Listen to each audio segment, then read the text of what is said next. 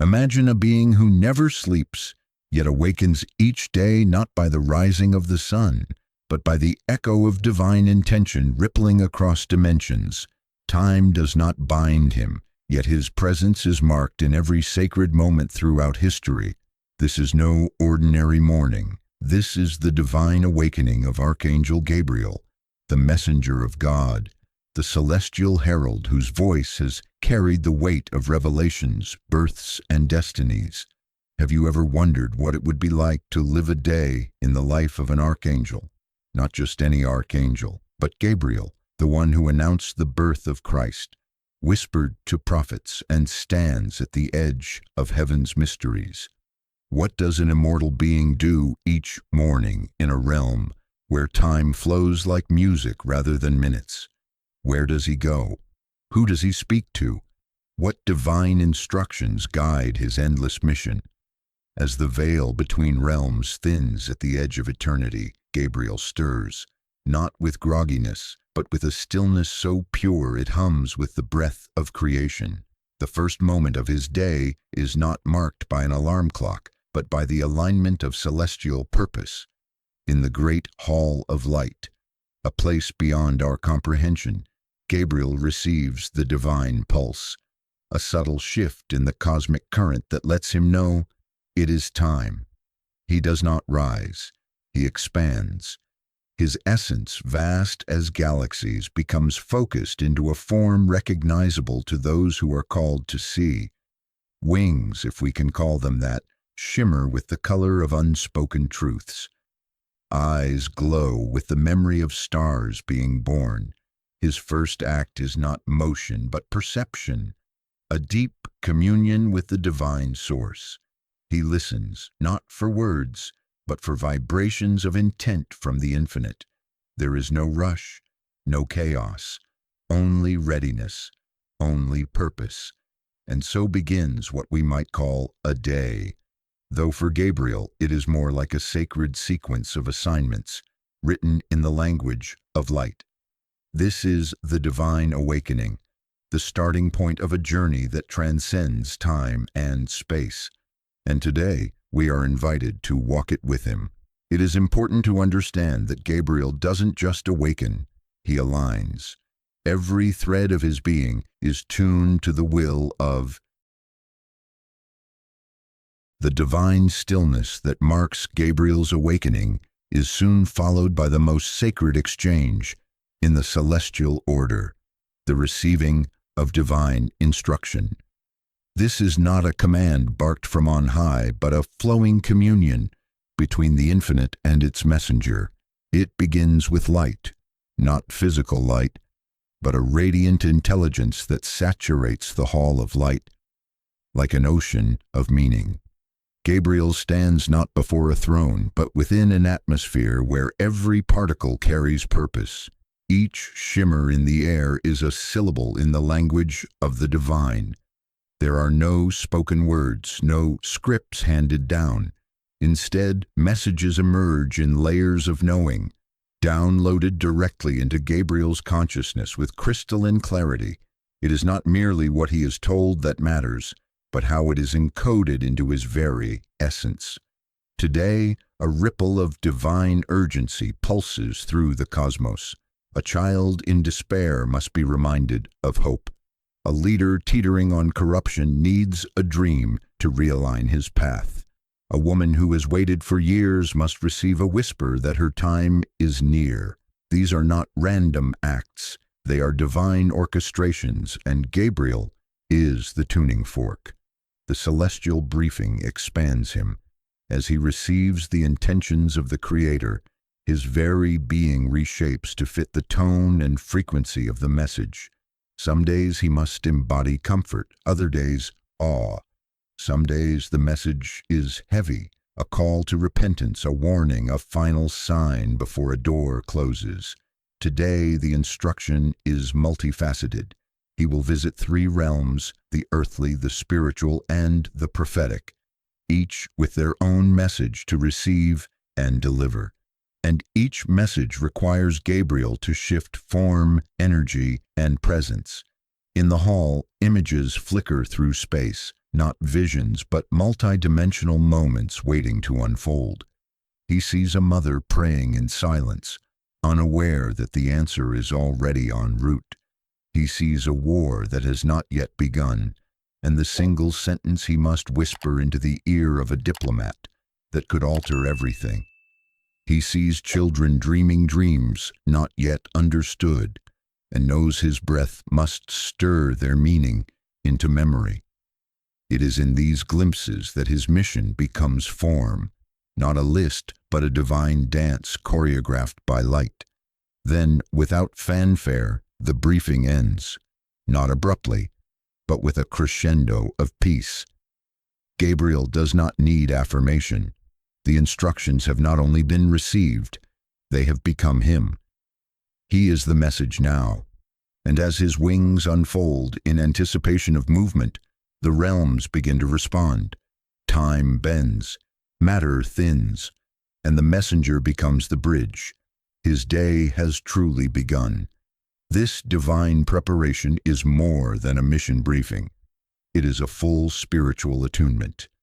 Gabriel doesn't simply take orders. He vibrates with the very essence of the tasks ahead. His celestial body adapts in light, color, and resonance, harmonizing with the divine instructions now etched into his being. Gabriel moves, but his movement defies the limitations of time, space, or even concept. He is not bound by the physical laws that govern mortals. His journey between realms is a passage of consciousness, of light folding into light. He does not travel through space.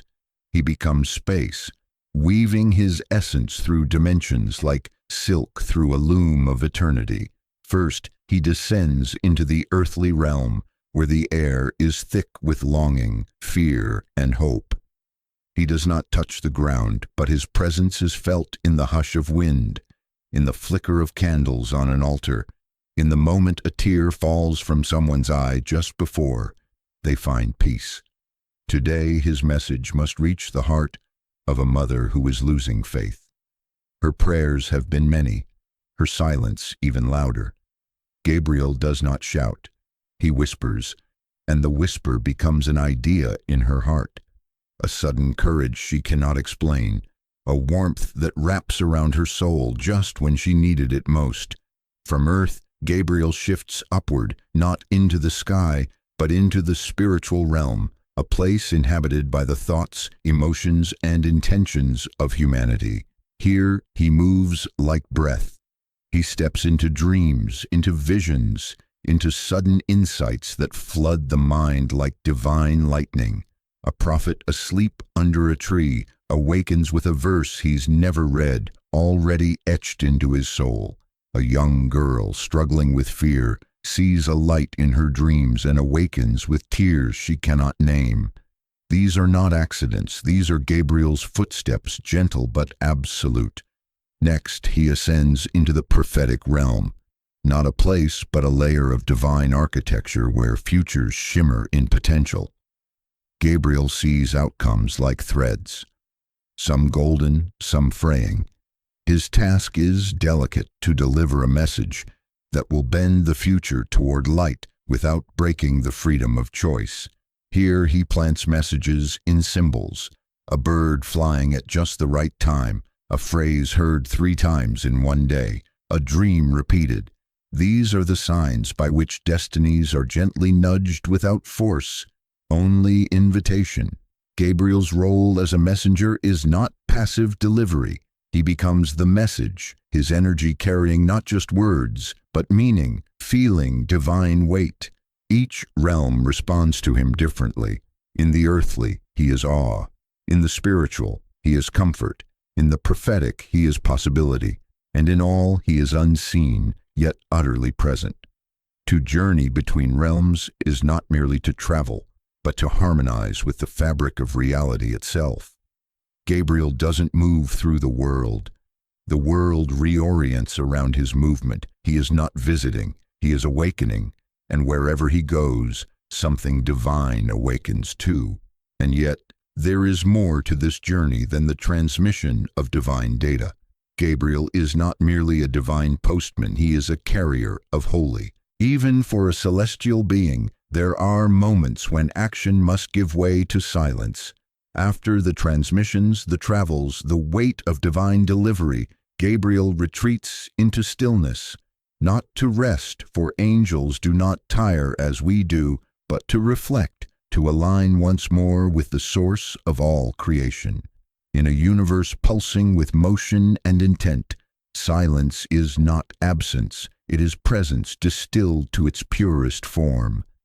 Gabriel enters a sanctuary beyond realms, a space unspoken in scripture, untouched by sound or sensation. It is not a place of escape, but of reconnection. Here time dissolves. The missions he has carried, the messages he has become, fade momentarily into the background. He is not Gabriel the messenger. He is Gabriel the being, aware, alive, and listening to the deepest whisper of the divine. These moments of silence are not passive. They are sacred collaborations between stillness and spirit. In this stillness, Gabriel contemplates more than his role. He contemplates creation itself. He senses the movements of galaxies as easily as the stirrings of a soul. He reflects on the patterns of time, the rise and fall of civilizations, the fragile beauty of human hope. These are not idle musings. They are deep meditations woven into his eternal fabric. Each thought is a hymn, each silence a psalm. Through this divine meditation, Gabriel is not merely restored. He is recalibrated. He listens, not to voices but to vibrations, echoes of prayers, cries, and praises, rising like incense from every corner of existence. He hears a grandmother's whispered blessing over her sleeping grandchild. He hears a broken man's wordless cry in the night. He hears the unspoken thanks of a soul who barely escaped ruin. These prayers are not data. They are living offerings, and in silence, Gabriel receives them all. What makes these moments profound is not their stillness, but their power. In the absence of doing, there is being, and in being, Gabriel finds the divine rhythm that makes all doing possible. These sacred pauses are the heartbeat of his eternal mission. Without them, he would not hear clearly. Without them, he would become just sound without meaning, movement without message, and so he lingers, not because he must, but because silence is holy. And in that holiness, Gabriel becomes more than a messenger. He becomes communion itself. In this sacred silence, Gabriel remembers not only what he is, but why he is. The questions of humanity echo in his stillness, not as confusion, but as invitations. Why do we suffer? Why do we hope? Why do we wait for signs we cannot see? And in this space, these questions are met not with answers, but with presence. Gabriel does not silence the questions. He holds them, cradles them like sacred seeds waiting for the right season. There is an elegance to this part of his day. No miracles to perform, no signs to deliver, just the unfathomable. When Gabriel returns from his sacred silence, his awareness stretches across the tapestry of humanity. Not in surveillance, but in intimate observance. He does not watch with eyes, but with presence, a kind of spiritual nearness that sees beneath the surface. He does not look at nations or empires. He gazes at souls.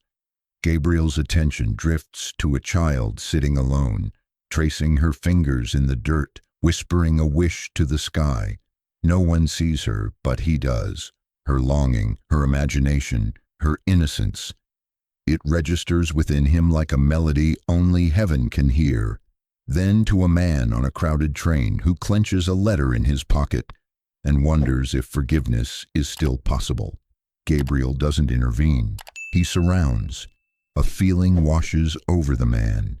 Peace, the courage to try, the sense that maybe he's not as alone as he thought. To watch humanity is not to judge it. Gabriel sees not what people do, but what they are reaching for beneath their actions.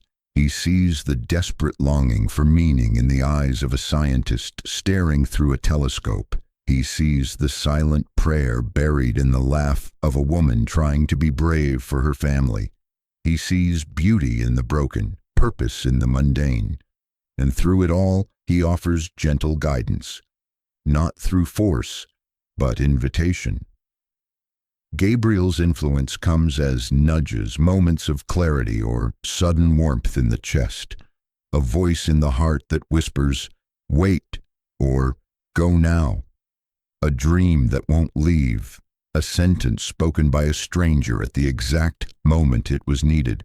These are not coincidences, they are echoes of a presence that moves through our world like wind, invisible yet undeniable.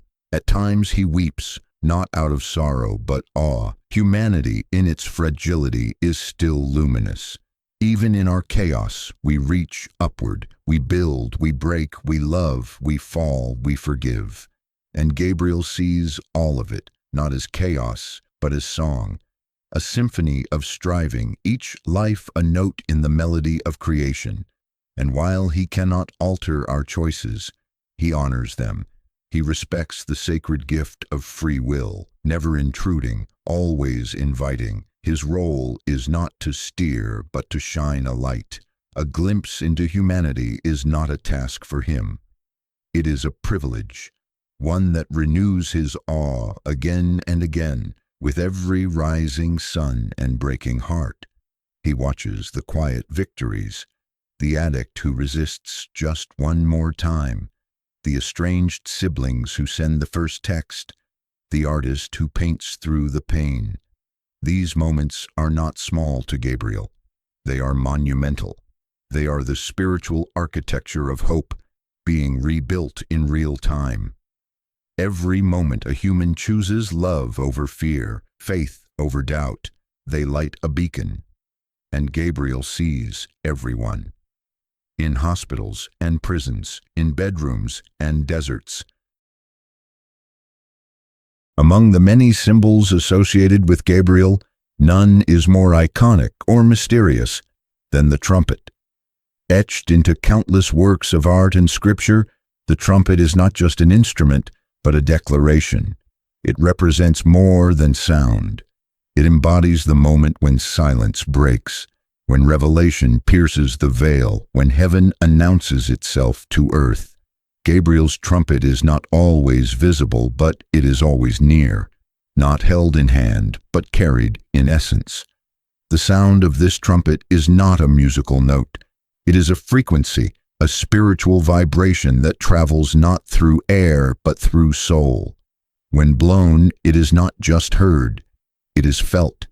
It resonates with the deep places of a person's being, awakening memories, truths, and callings long buried by time and distraction. It's the sound that startles awake a slumbering spirit, the internal alarm that says, "This is your moment. Wake up." Throughout history, the trumpet has been linked to divine announcements, from the birth of Christ to the end of days. But it is not always about dramatic events. Sometimes Gabriel's trumpet sounds in a quiet way. It might be the sudden conviction that changes the course of a life. It might be the calling that can't be ignored, a truth you can no longer unsee. This is not noise. This is sacred sound design, each blast intentional, precise, meant for a single heart at a specific time. The trumpet is also a bridge between worlds. In the ancient imagination, sound was a way to connect the spiritual and the material. Gabriel's trumpet symbolizes that exact threshold, the moment when eternity intersects with now, and when he plays it, he does so not with lungs, but with presence.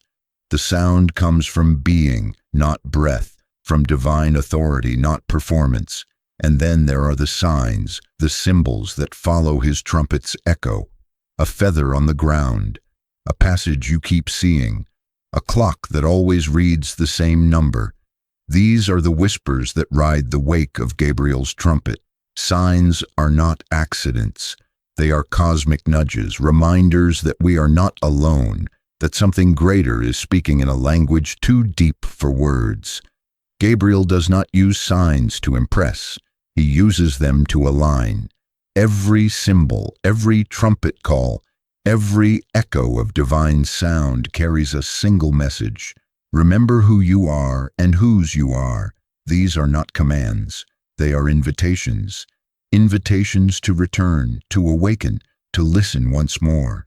In our world, where noise is constant and distractions are endless, the sound of Gabriel's trumpet often comes not as volume, but as clarity.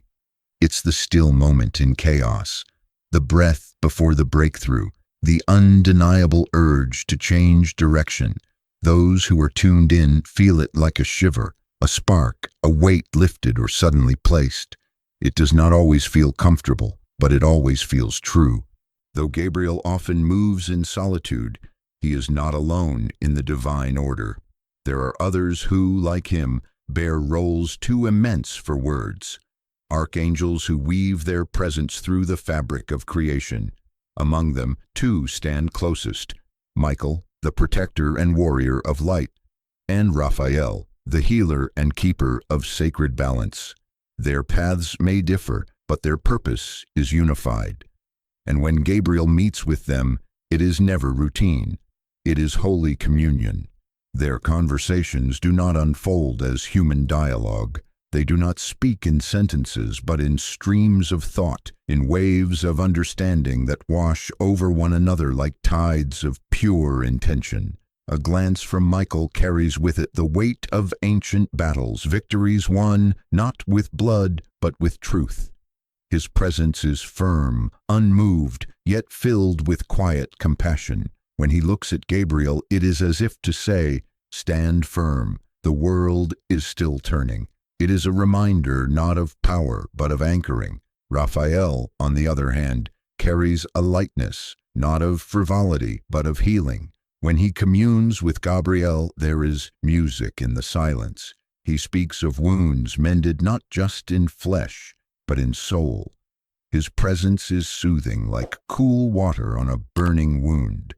When Gabriel feels the weight of sorrow from the hearts he's visited, it is Raphael who gently draws it out like a thread, placing peace where ache once lived. Together they form a triad of divine operation: strength, message, and healing. Their convergence is not for ceremony, it is for recalibration. They meet not to plan, but to align.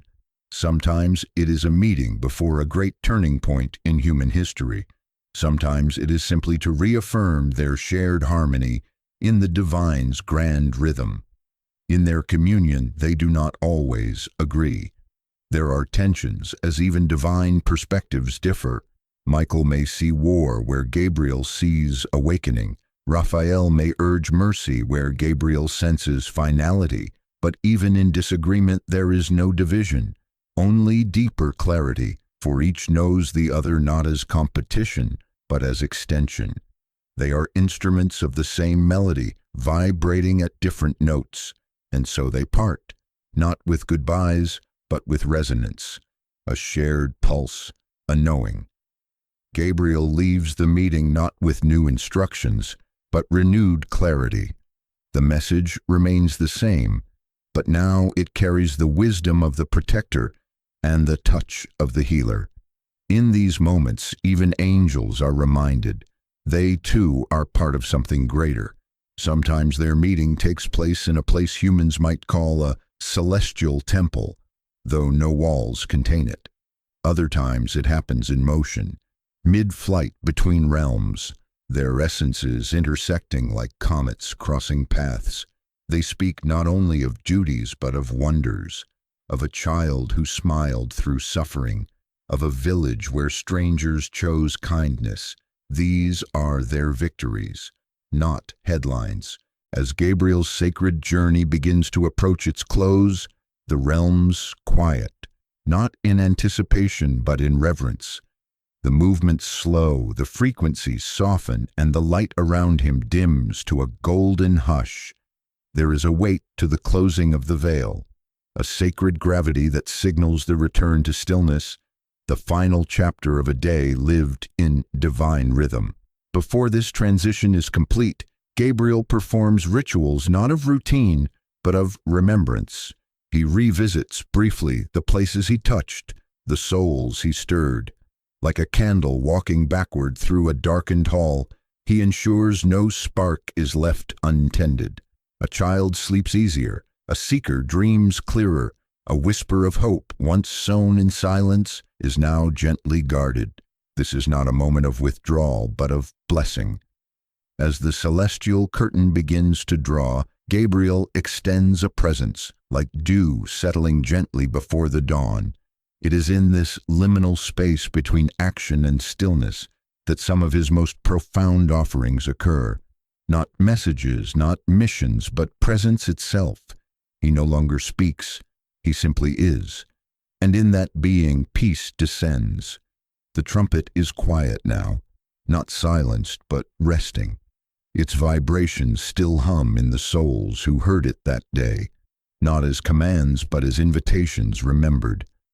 Gabriel touches no more realms tonight. Instead, he gathers the echoes of the day's work, like light being folded into itself. He returns every note to the source, not to report, but to restore. For angels do not act from ego. Their fulfillment is not praise, but alignment. In this sacred closing, there is no hurry. The heavens are patient.